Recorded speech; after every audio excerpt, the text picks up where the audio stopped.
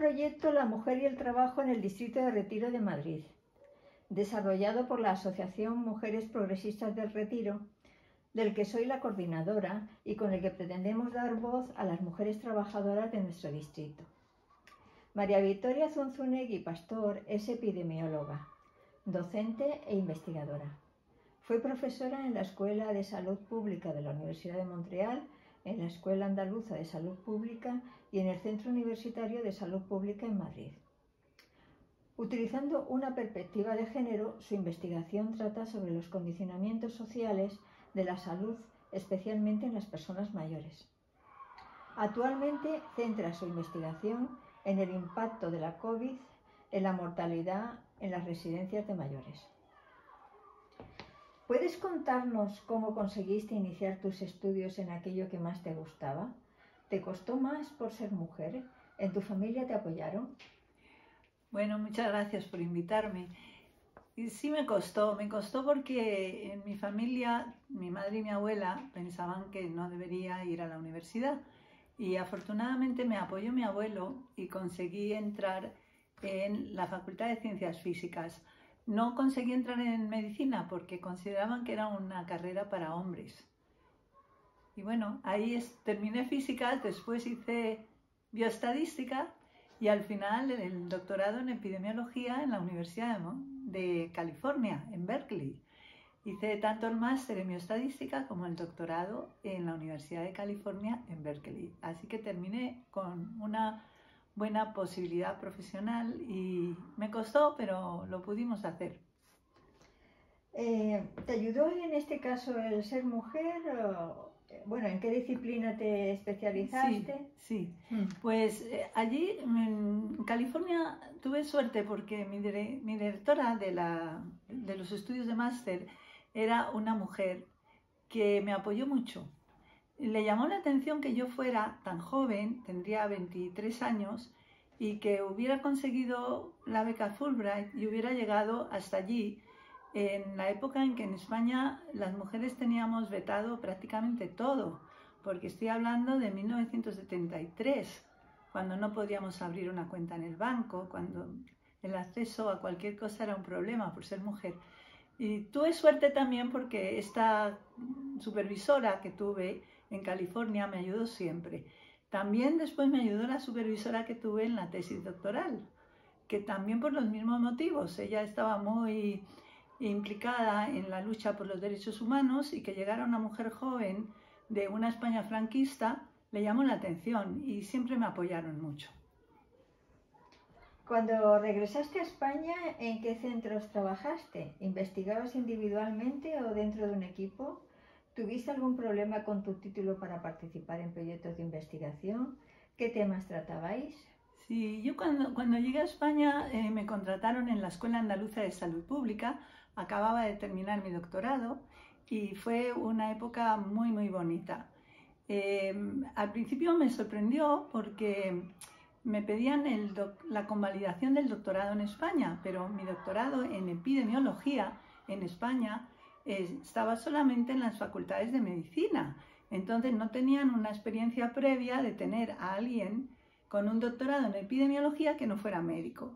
Y tuve que estar 2 años negociando para que finalmente me dieran un doctorado en medicina. Así que yo soy doctora en medicina, pero en el mismo título colocan para labores de docencia e investigación. Algo muy curioso, ¿no? Esa fue la solución que encontraron. Y a partir de ahí pues ya pude escribir proyectos de investigación para competir por la financiación, como hacemos todos los investigadores, y me dieron varios proyectos del Fondo de Investigaciones Sanitarias. Ah, qué bien, perfecto. ¿Cómo lograste tu plaza en la Universidad de Canadá? ¿Cuál fue tu puesto? ¿Por cuántos años? Sí. ¿Cómo llegaste? ¿Cómo llegué? Pues fue después de Madrid, que en Madrid estuve en el Centro Universitario de Salud Pública, regresé a la Escuela Andaluza y en 1999 abrieron un puesto de profesora en la Universidad de Montreal. Pedían una profesora en epidemiología. Y yo lo pedí, como allí cuando contratan profesores no es cuestión de oposiciones, sino que se hace un concurso de méritos con un comité de selección del departamento universitario donde te vas a integrar.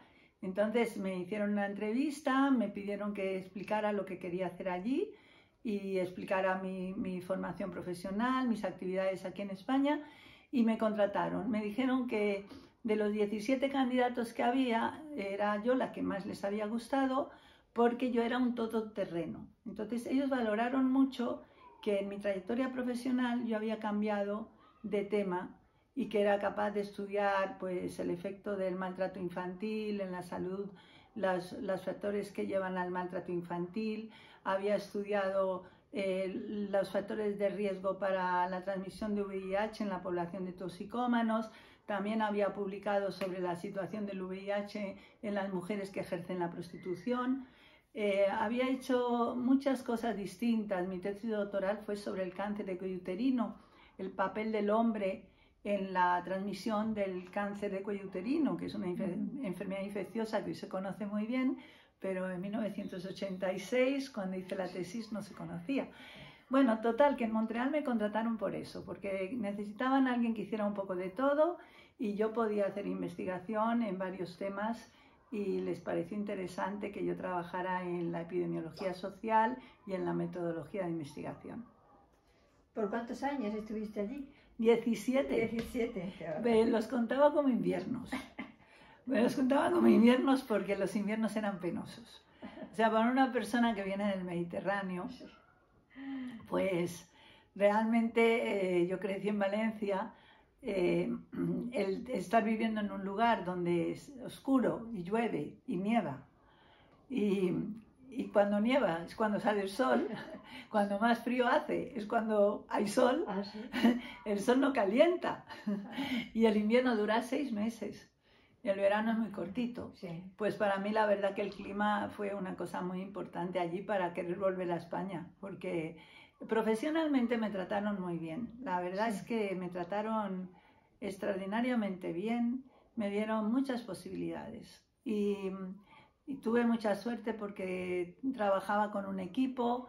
Al final tenía un equipo que eran 21 doctores en epidemiología o en salud pública, en un estudio internacional que hicimos, perdón, un estudio internacional que tenía como objetivo explicar por sexo biológico y género social las diferencias de movilidad en las personas mayores. Nosotros vimos, y esto lo detallo porque es una aplicación directa de la epidemiología, para distinguir por qué las mujeres mayores que viven en sociedades que tienen desigualdad de género tienen muchos más problemas de movilidad que los hombres de su misma edad. Sin embargo, esta diferencia de límites de movilidad entre hombres y mujeres en los países igualitarios no existe, es despreciable, no es significativa.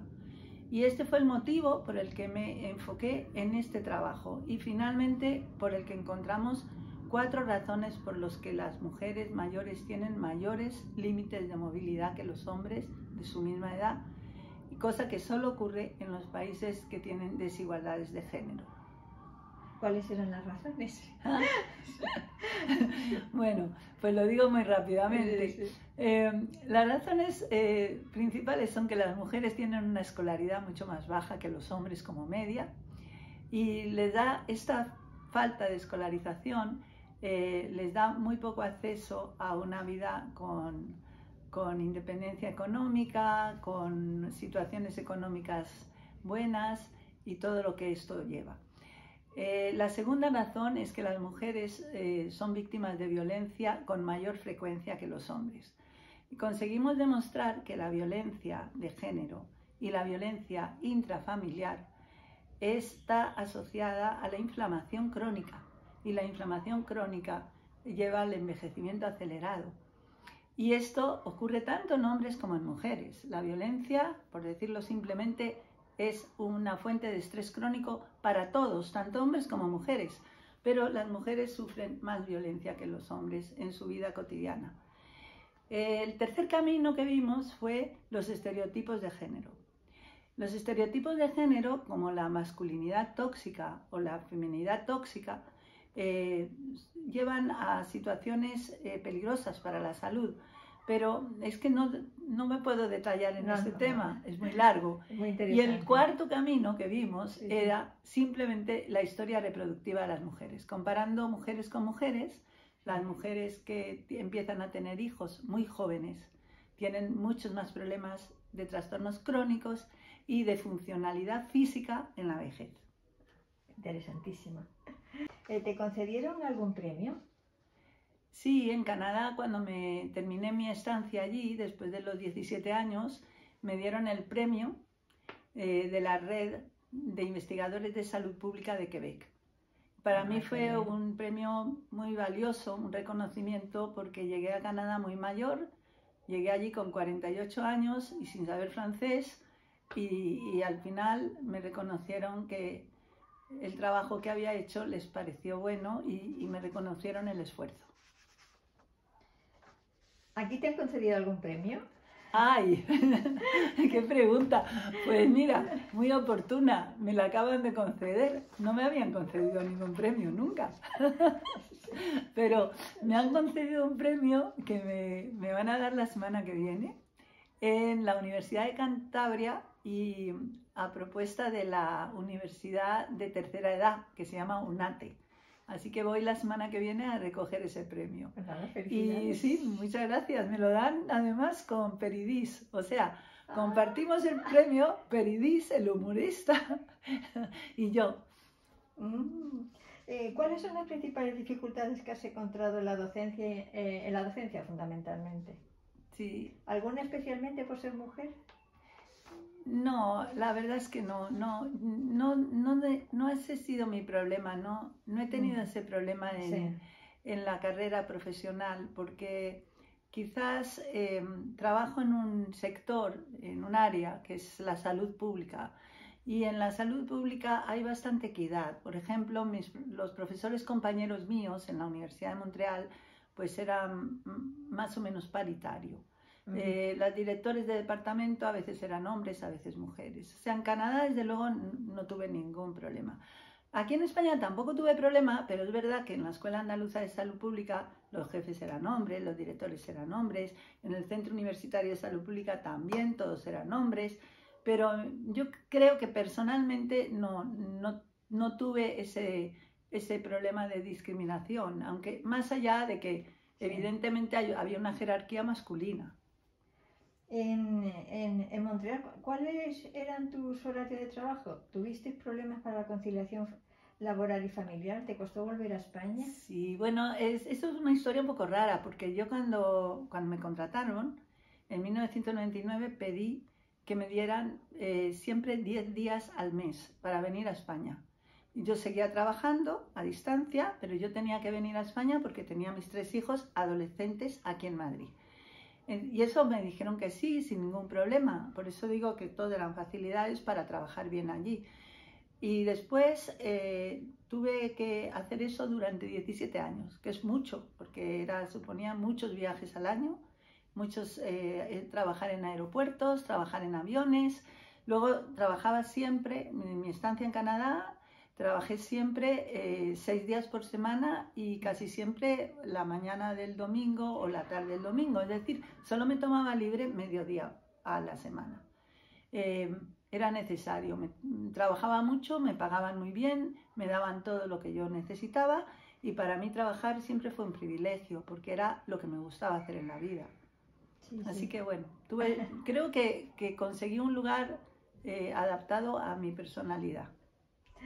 Cuando te jubilaste, volviste a España y en vez de dedicarte a la lectura, como tenías pensado, te sumergiste de nuevo en la investigación.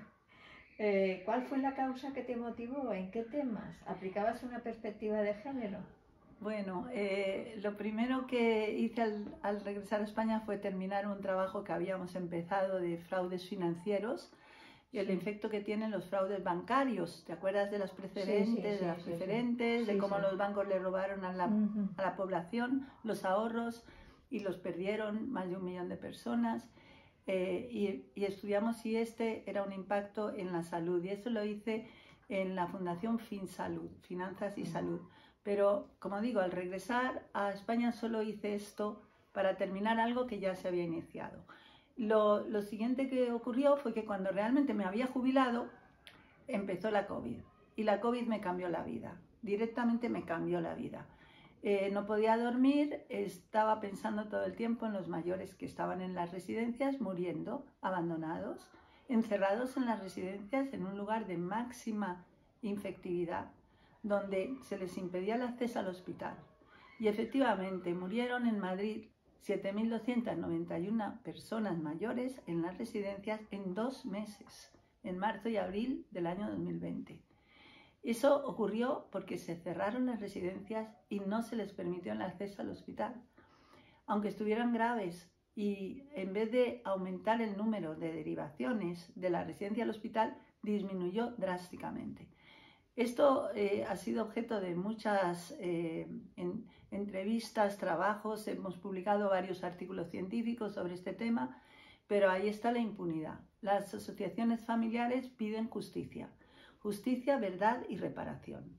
Por ahora los juzgados no les han llevado las causas adelante, tienen varias en el Tribunal Constitucional y bueno, la parte judicial a mí se me escapa. Pero lo que hemos intentado ha sido documentar científicamente para las generaciones venideras lo que ocurrió en Madrid. También hemos estudiado lo que ocurrió en otras comunidades autónomas, que también fue malo, pero nada comparable con Madrid. Y fue malo porque se produjo un caos organizativo.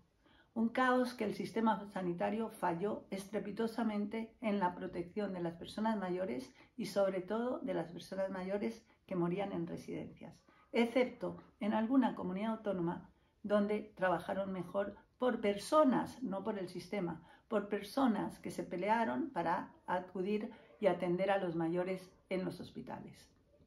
También has estado realizando trabajos en relación a las condiciones de trabajo de las trabajadoras de las residencias. Sí, esto lo estoy haciendo en este momento. Sí. Estamos preparando un manuscrito, una profesora de Barcelona, una profesora catalana que se llama Dolors Comas Dargemir, y yo, sobre las condiciones laborales de las trabajadoras que prestan los cuidados directos a los mayores en residencias. Creemos que estas trabajadoras tienen unas condiciones muy precarias, 85% son mujeres y están abandonando sus puestos de trabajo porque no los pueden soportar. El trabajo es tan duro, se resiente tanto su salud física y mental que prefieren hacer cualquier otra cosa. Entonces hay una carencia tremenda de trabajadoras en residencias y la causa de esto es la precariedad laboral. Tus investigaciones parece que tienen bastante repercusión política. Sí, sí. A ver, yo creo que desde el principio lo sabía. Estoy estudiando la salud de la población. La salud de la población está determinada por factores sociales y económicos. Y los factores sociales y económicos son políticos. La política es lo que hace que sea posible la igualdad, la justicia social, la igualdad de género. Una política puede aumentar las desigualdades o disminuirlas. Y estas desigualdades sociales y económicas determinan directamente la salud de la población. Así que sí, es que inherentemente es político. ¿Qué futuro contemplas en tu actividad y en el de las mujeres que se dedican a ella? A ver, yo espero jubilarme pronto, porque ya me toca. Pero ahora estoy empeñada en documentar lo que ocurrió en las 17 comunidades autónomas durante la COVID, en las residencias.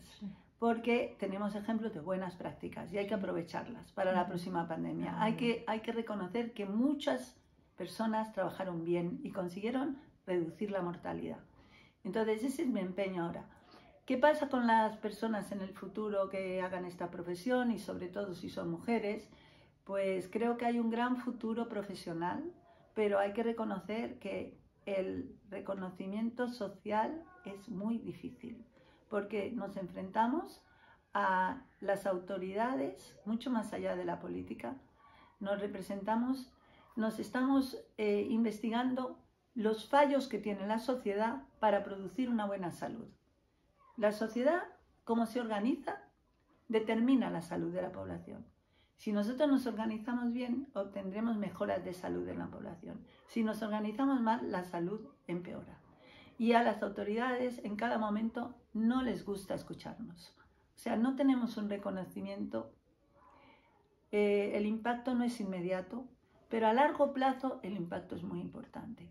Así que, como digo, para mí ha sido un privilegio trabajar en salud pública durante toda mi vida, en hacer investigación epidemiológica. Siempre ha sido un privilegio, pero es verdad que al final de la vida no pretenderá ser Rockefeller o tampoco alguien que mande mucho.